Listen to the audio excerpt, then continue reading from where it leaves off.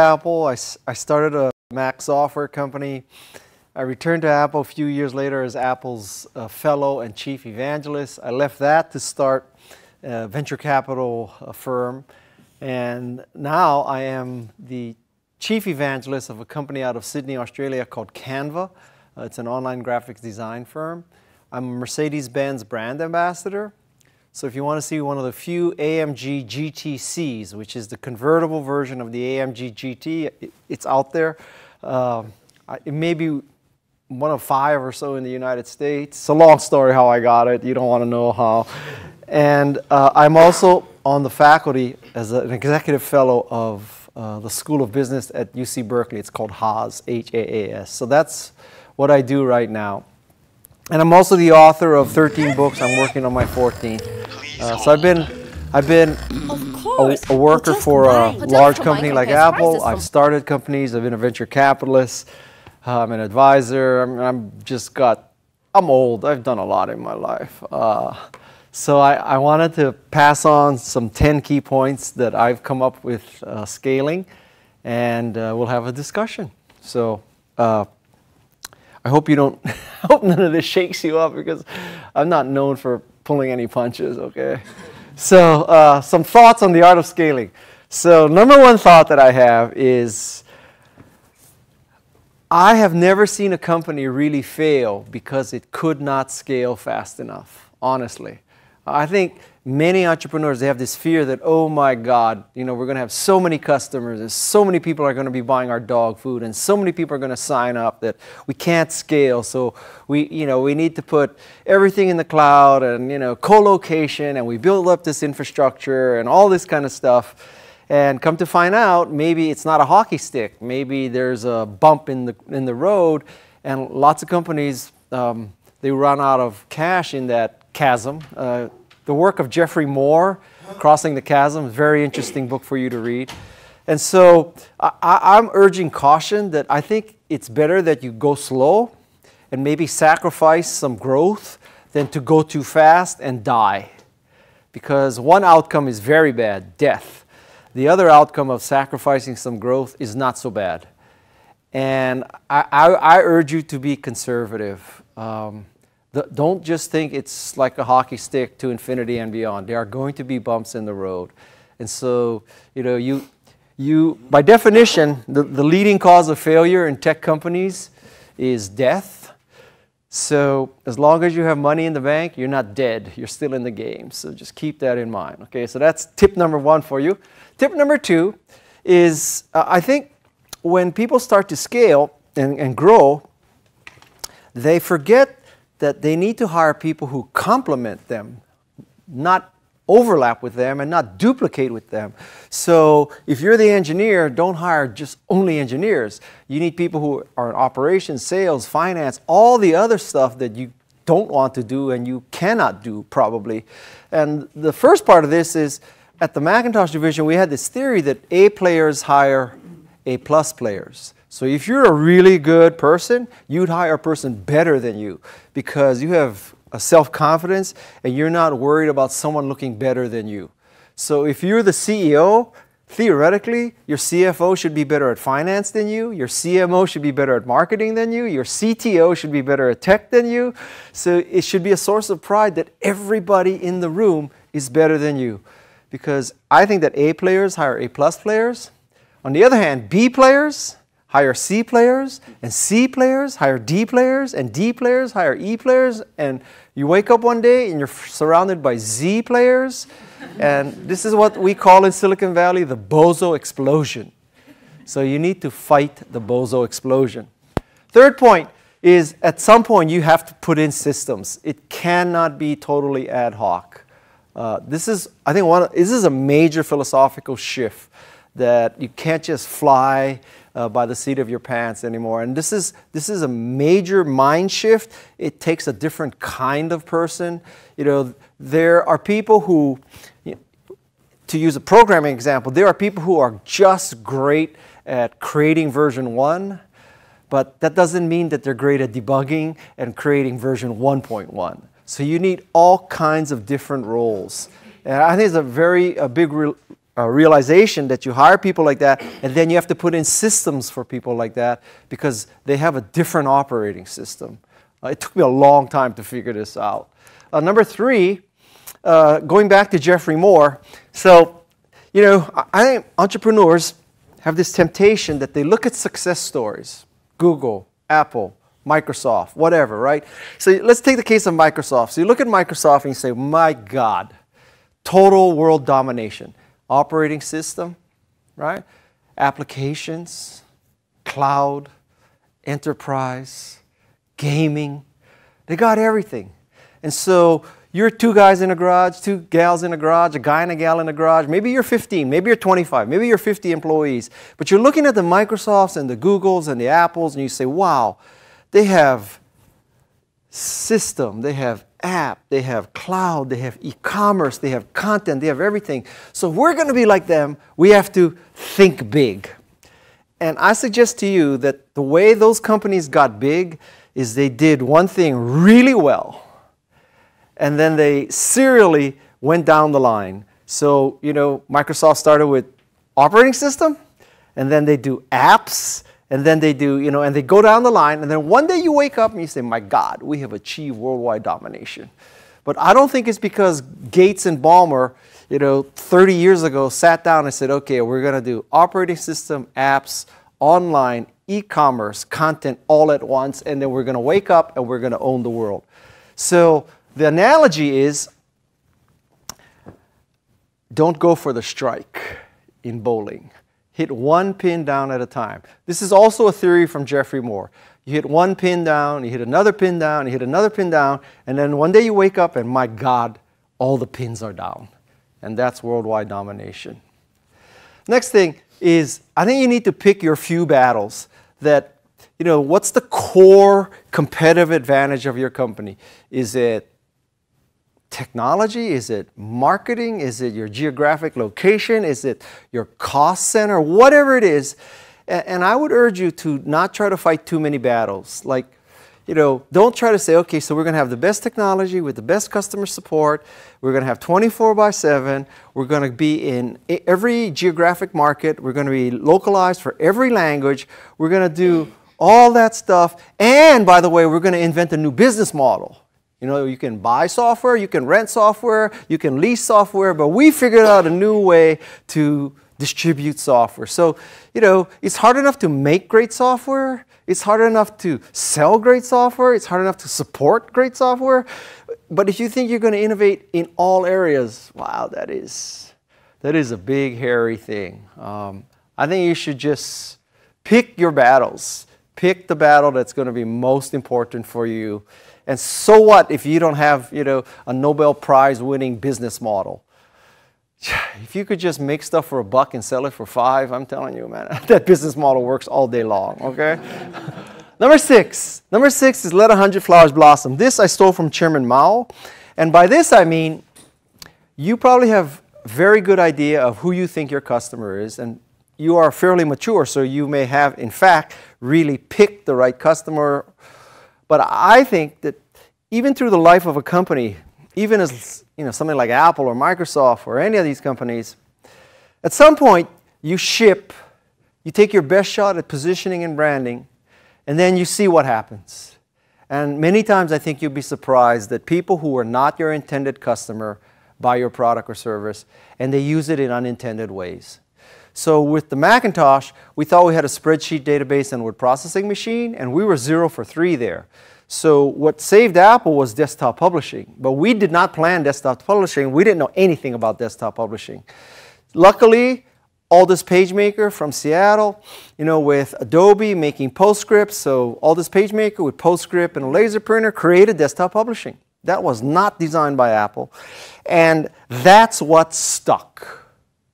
So we were focused on making Macintosh a Fortune 500 MIS sale, spreadsheet, database, order processing. Come to find out, what really blossomed was desktop publishing. Newsletters, books, newspapers, PowerPoint slides, that kind of stuff.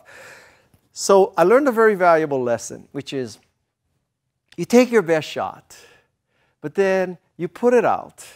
And if flowers blossom in unanticipated places with unanticipated people, declare victory and take the money. Take the money. To use a more analog example, you know, Avon is this cosmetics company, and they have a product called Skin So Soft, and the purpose of Skin So Soft, you don't have to be a genius to figure out, is to make your skin soft. So women are supposed to buy Skin So Soft to make their skin beautiful, okay? But what they were buying it for was as an insect repellent for children. So, you know, what do you do? Do you say, oh my God, we need to call in McKinsey and we need to like figure out how we can get women to buy Skin So Soft to make themselves beautiful? I think not. I think you declare victory. You say, hallelujah. You know, this is absolutely what we intended. We wanted to create a great insect repellent that's good for your kids. You know, our positioning statement now is safer and kinder and gentler than DDT for your children. You know? And then now we put in sunblock inside of our Skin So Soft. So we block the sun and the insects for your children. Take the money. Take the money. You know, you want to repel insects? You want to do desktop publishing? Hallelujah. I don't know if you're that familiar with how Silicon Valley works, but let me give you an insight. The way it works is we throw a lot of stuff against the wall. Very few things stick. We go up to the wall. We paint the bullseye around what's stuck, and we say, we hit the bullseye. That's why venture capitalists has never made a bad investment, because they always put the target on the board after you see what sticks. Now, you say, well, Guy, you know, there's a lot of failure. 90% of the companies fail or whatever. So if you ever get a venture capitalist, to be honest, you say, well, you know, let's say you go to Kleiner Perkins or Sequoia, right? And you say, well, why'd you invest in Cisco? And you say, well, we knew that with the internet, people would need hardware, blah, blah, blah. Why'd you invest in YouTube? Well, we knew that people would upload video, and we're going to democratize video. And then why'd you invest in, you know, Yahoo? Well, we knew that people wanted content. That was, you know, a killing proposition for that, for the internet. And they say, well, why'd you invest in Webvan? Why'd you put $400 million so that people could buy, you know, dog food online? Why'd you lose so much money? I mean, you did Apple, Cisco, Yahoo, YouTube. Why'd you do Webvan? And that venture capitalist will say, I told my partners not to do that. So that's how it works, okay? Number 7, let me explain the difference between being a baker and an eater. If you want to scale, I think you need to think like a baker. An eater sees the world as a zero-sum game. If you eat the pie, I don't eat the pie. The more you eat of the pie, the less I eat of the pie. A baker sees the world as not a zero-sum game. I can bake more pies, I can bake bigger pies, I can bake cookies, I can bake cakes. Everybody can get dessert. And I would say that if you are an innovative company, you should be thinking like a baker, not an eater. That you're not trying to prevent your competition from succeeding. You're trying to legitimize the entire industry. And if you legitimize the entire industry, then the rising tide floats all boats. You can save this battle when you get 90% market share later. Right now, the battle is to legitimize the industry. You need to make the entire ocean float higher. Worry about getting your specific part of that ocean later, okay? So think like a baker, not an eater. Number 8, no, I repeated myself, my God. Number 9 is focus on sales. And my observation has been, working with venture capitalists and entrepreneurs, that, and this is the most important thing you can take from my presentation, sales fixes everything. Okay? So, when you have sales and cash flow, by definition, you're not dead. You still have runway. That's number 1. It's kind of a duhism, but people forget duhisms. So that's number 1. Number 2, when you have sales, your investors leave you alone, because 90% of their portfolio is imploding. And so they have to go and triage those people. So if you invested in 10 companies and 1 has sales and 9 are dying, guess what? You leave that 1 alone, and you go work on the other 9, and you tell the CEOs of number 8 and number 9, oh, listen, you're a loser and you're a loser. we're going to make you two merge, and we're going to say, oh, it was an acquisition. We're going to declare victory. So we're going to take 2 + 2 and get it to be 3. So I'm telling you, when you have sales, they leave you alone. When you have sales, employee morale is good. When you have sales, you know, you can pay for the free sushi, and you can build the sand volleyball, and buy the foosball, and, you know, the ping pong, and you guys can go have offsites at the Ritz-Carlton Half Moon Bay. You can do all that bullshit because you have sales. Buy everybody a bicycle, you know, rip off Google, whatever you want. But it's all about sales. And I think, you know, whenever I meet companies and they talk about partnerships, I think it's total bullshit. The reason why you talk about partnerships is because you don't have sales. So always be talking about sales. Sales fixes everything, okay? Nobody ever died by selling too much. And number 10 is maybe the toughest recommendation of all, which is you have to understand, even though you're the founder, that at some point, if you are not the right person to lead the company or lead the portion of the company, you need to step aside. It is not your company. It is the employees' companies, it's the shareholders' companies, but it's not yours anymore. And so at some point, it may be the right thing to step aside. Now, this may be you go from CEO to CTO. I'm not saying you should step aside and quit, but at some point, you have to step back and say, you know, am I the best person in the role? And that is the hardest decision to make. It really takes some soul searching. And then number 8, which I duplicated by mistake, I would say that one of my recommendations for you for scaling is social media. Social media is God's gift to entrepreneurship. And, you know, it's fast, it's free, it's ubiquitous. It is not bound by money. Advertising is bound by money. Marketing is bound by money. But social media is bound by energy. It's bound by insight. It's bound by the ability to do good work. It's not bound by money. And so I think we live in one of the greatest times for entrepreneurs because of social media. And I have to tell you, Jeff Wiener's not in this room anymore, but I would focus on 2 platforms, LinkedIn and Facebook. Those are the 2. Twitter is neither here nor there. Google Plus is neither here nor there. But I think for most companies, it is LinkedIn and Facebook. Now, if you're a fashion company, okay, obviously it is Pinterest and Instagram. But really, if I were to tell you, you know, if you're only going to focus on 2, which 2?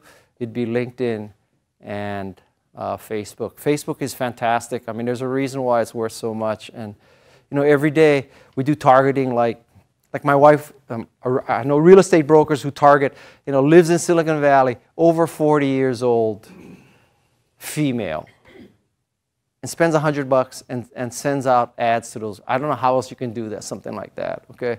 So Facebook and LinkedIn are the 2 that I think are the best social media platforms. So you got to get social. That's what that slide should say, get social. So that's my top 10 tips for scaling. So any questions? Oh.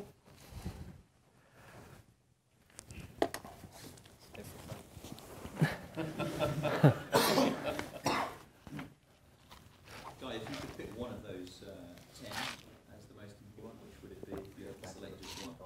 I think, well, they're all important, but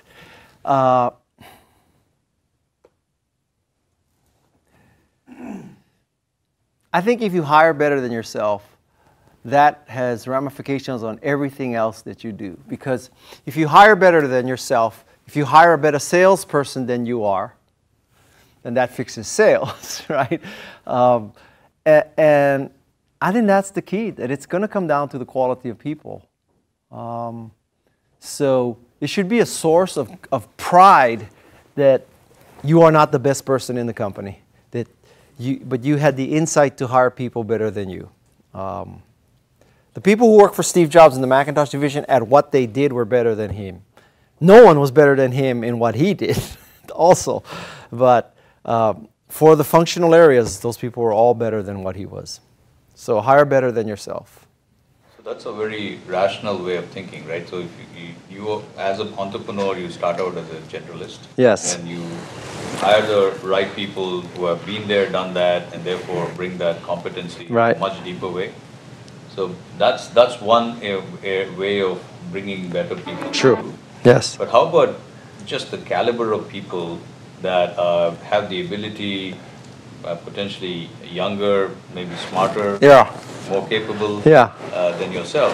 And how does that work on the mindset of an entrepreneur when they bring in these kinds of people to actually put into their hands the baby that they have created and brought to this point? Well, I guess, what's the alternative? You hire someone dumber than you so that you can feel better? Seriously, what is the alternative? I really, I wish people would take pride in the fact that they hired people better than themselves. That would be a remarkable thing. The other thing that you talked about was putting in systems. Yeah. I think most of the companies here, as we were talking the other day, they are Series A or beyond, and therefore they have at this point gotten the product market fit. They have initial, revenue. They have customers, and at this point there is this the freedom to innovate, to actually now execute to scale, and that they're at that inflection point, and the systems is necessary to put that path in place. So how do they actually balance the two? Because there still is the space for innovation that they need to create and continue to have, while they are also looking for the other part of the organization. Well, I think I'm a supply-driven. I'm a supply-side guy. Okay, and I mean the supply of innovation and innovative products. So I think the product should always be innovative, and that's what I'm saying about choosing a few battles. So if the product is always innovative, that's 90% of the action. I would not also suggest that, so we're going to figure out a new way of financing this business. So, we're going to create this offshore corporation that's going to go public and, whatever, and then we're going to do this, and we're going to get government grants, and then just freaking make great software. I mean, and everything else will work out. I think it takes great discipline.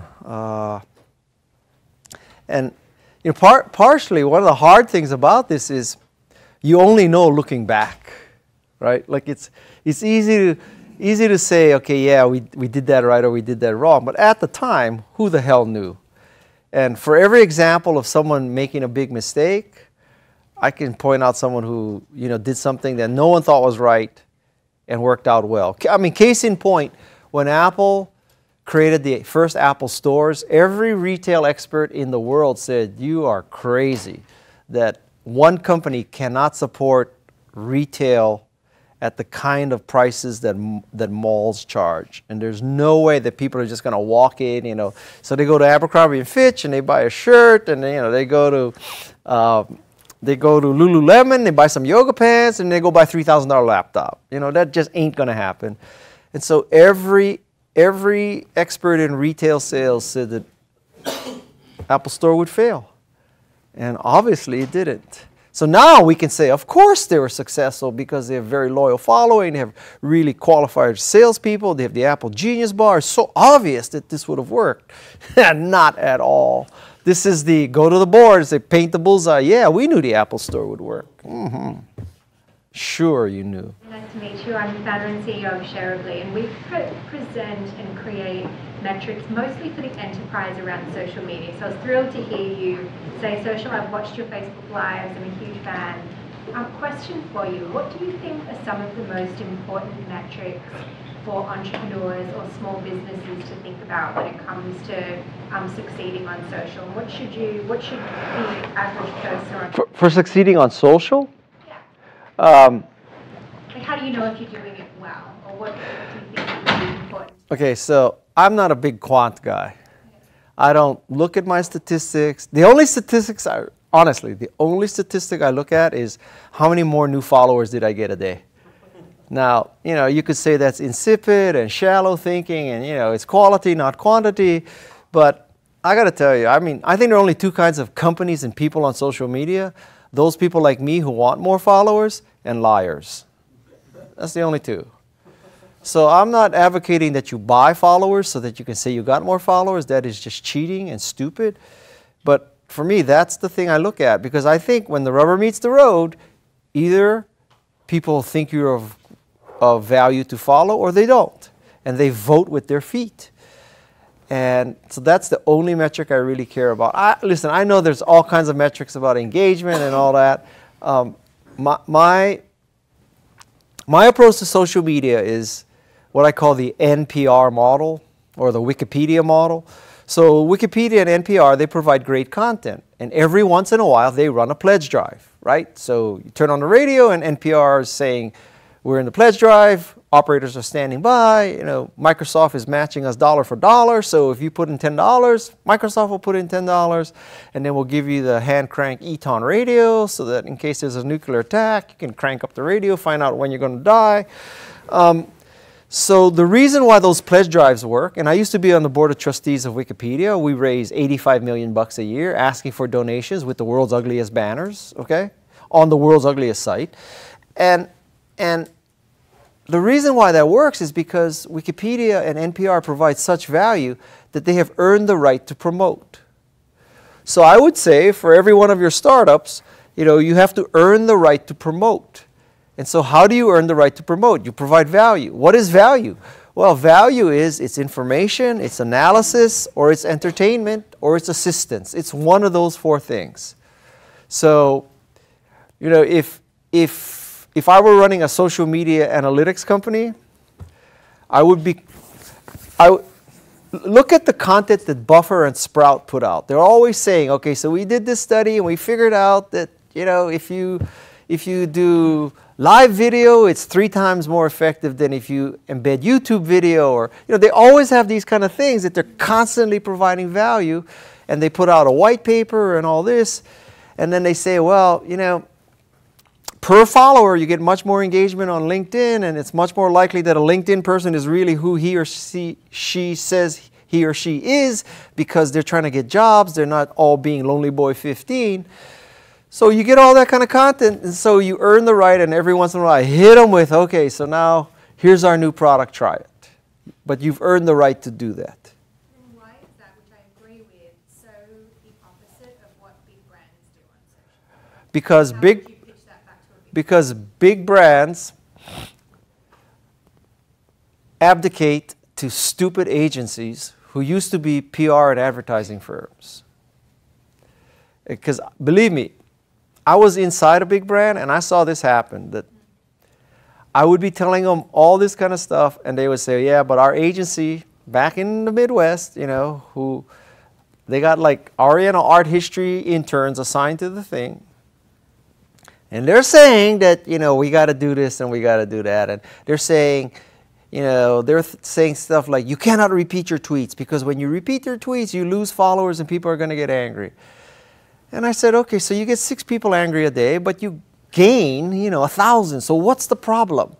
And I ask them, like, do you TiVo CNN?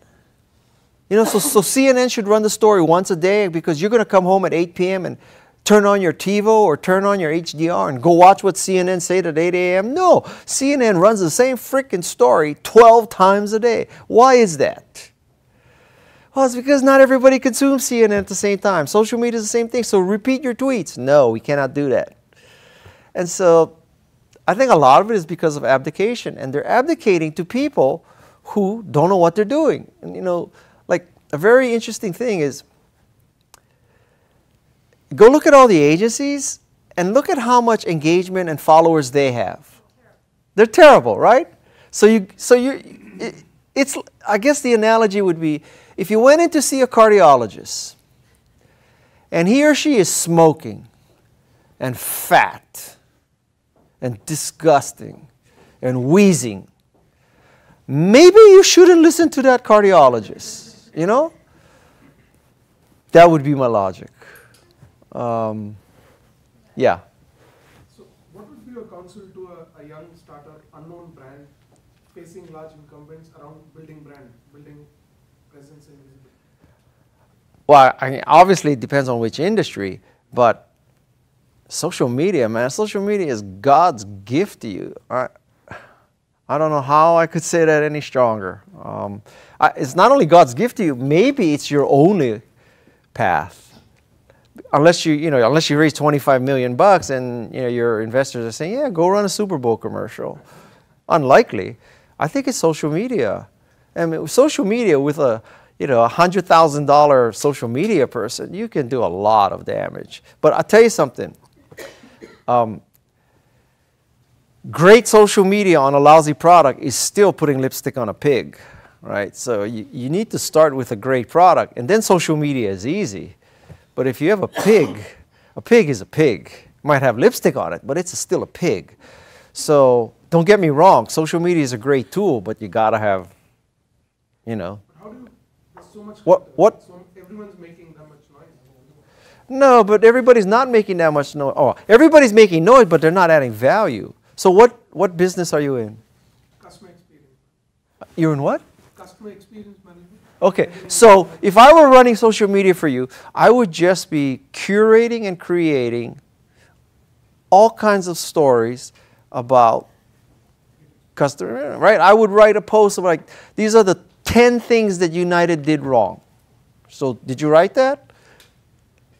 Close, but yeah. Okay, so you put that out, you tweet it 3 times, you put it on Facebook and LinkedIn, you spend $100 and you try these experiments. I'm not saying I got all the knowledge, okay, but if this United thing is a gold mine for you. If you wanted to do something more funny, you would do like you try to make a video that's like 3 minutes long, so there was United breaks guitar, so now United breaks noses. I mean, there's like a lot of things you can do. Then the rabbit died on the flight, right? So you can United kills rabbits. I mean, we could go a long time with this. And so that's entertainment. You could write a paper about, what would you do if you were the CEO of United going forward? This is what he should do. Probably resign, but I mean, and then I just saw an interview of Richard Branson talking about, as Virgin, what he would have done or all that. So you should reshare that video. So basically, I think you want to build a reputation that, when I follow you, it's not about you pimping your product to me all the time. You showed me a video from Richard Branson. You wrote an essay about what United should do. You cited a Harvard Business Review about the 10 secrets to customer support. You found an old interview with the CEO of Nordstrom who explains the Nordstrom way, whatever it is. And I think those kinds of things are highly likely to be reshared. And so now, I call it the reshare test. And the way the reshare test works is, whenever you post something, you should believe that what you're posting is so good that people will reshare it. Not that just the first generation will like it, but they will like it so much, they will risk their reputation on it.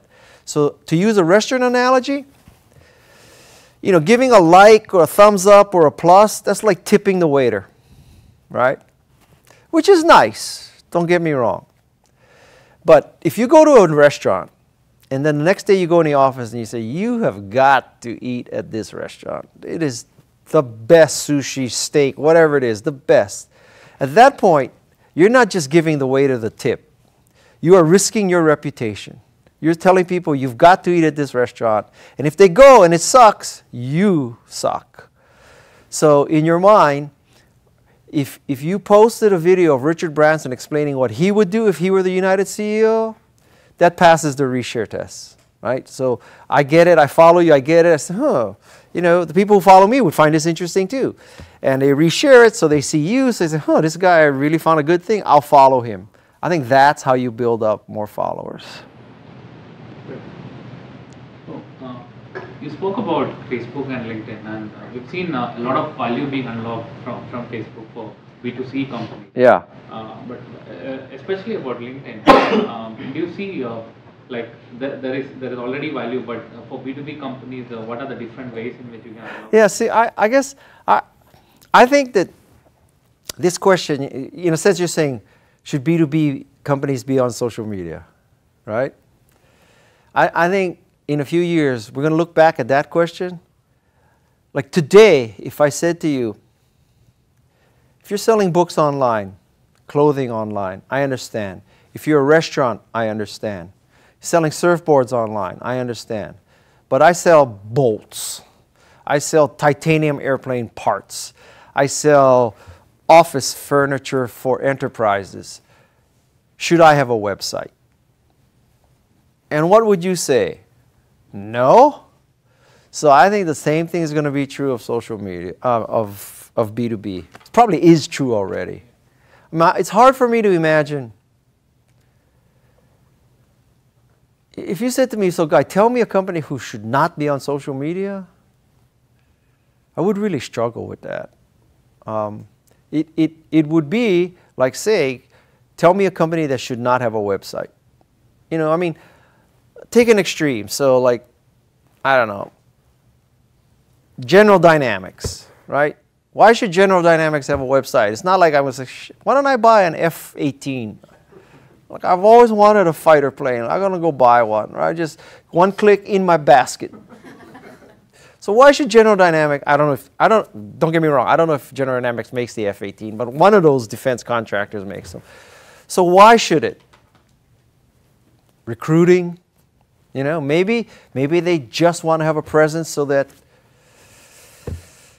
600 politicians in Congress are aware of them. Or, you know, maybe so 500 bureaucrats in China are aware of them. I don't know, whatever. But I can't build a case where General Dynamics shouldn't have a website. My question is more on how do you think B2B companies can leverage LinkedIn in multiple ways? Any thought? Well, LinkedIn is certainly for recruiting. I wish I was here when Jeff was talking, because I have like an epiphany with LinkedIn about a month ago. Because LinkedIn, in my mind, like I think many other people, they believe that LinkedIn is for professional, business, networking, business development, that kind of stuff, right?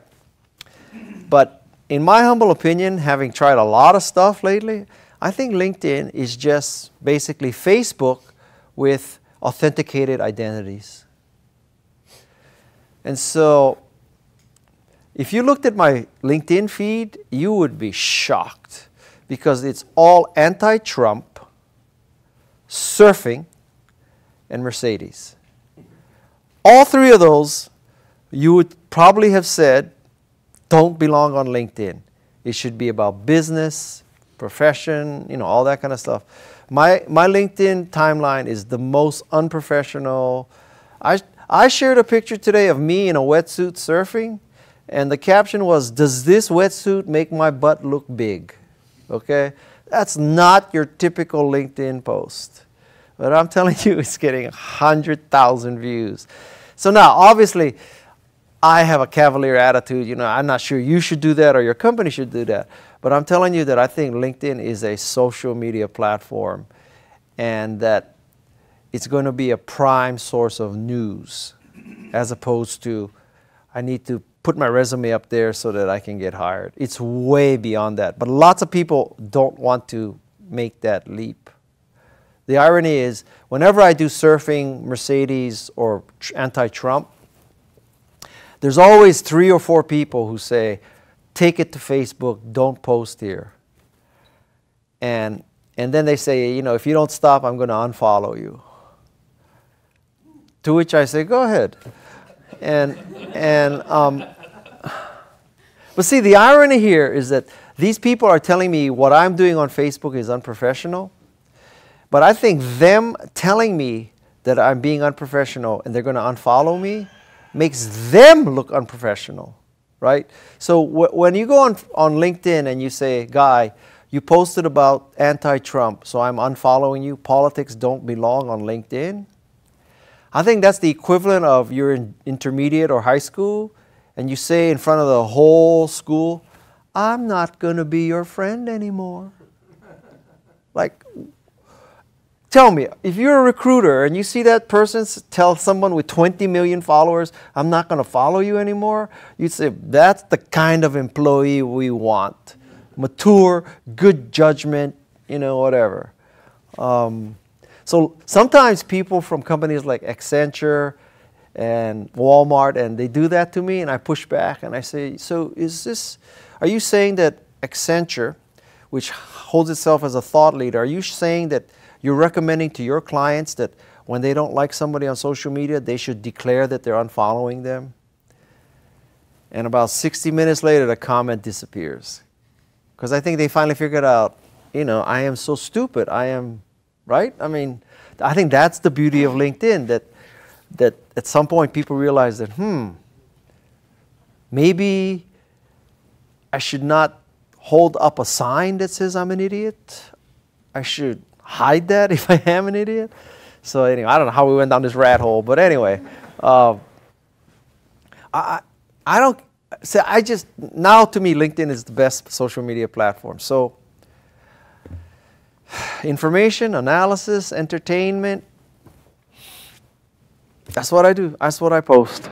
At one point, you were big on Twitter, and that you did a class on Twitter when you were there. Yeah, well, Lots of things have changed since then. Lots of things have changed. Like, I think that Twitter is just, it's too much at this point. I used to love Google Plus too, don't get me wrong. But Google Plus, I mean, Google just sort of stopped caring, I think, about Google Plus. And so for me, really, it's Facebook and LinkedIn. Yes? Any advice on any other marketing activities that could be useful for B2B companies like all of us? For example, like trade shows, doing webinars? I think I'm a little skeptical about trade shows, but video conference and webinar, you know, slam dunk, virtually no cost, right?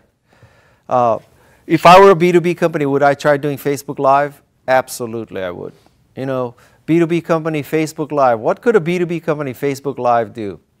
We're interviewing one of our key customers, how they use our product. Or we're going to take you behind the scenes to show you how we make the widgets. Or we're going to interview the product manager of the product or the engineer of the product. I think you should be going Facebook Live all the time. And listen, all this stuff that I tell you could be all wrong, but I'm just telling you, just suspend disbelief and try it. Just try Facebook Live. And then tell me it sucked and it didn't work. Okay, I understand that. But don't think that, oh, Facebook is Trixie and Biff showing that they're naked and drunk, so it has no place for B2B. I would debate that. I would debate that all day long. Try it. Just try it. What else? Okay, I cannot understand Snapchat to save my life. I am not the target. I have tried it. I don't know. Only playing because we are over 30, right? Over 60. I didn't want to say that. Well, so you know, maybe I don't know if I would use Snapchat to sell social media analytics. We're going to like put, you know, dog ears on her. I mean, I don't know, you know.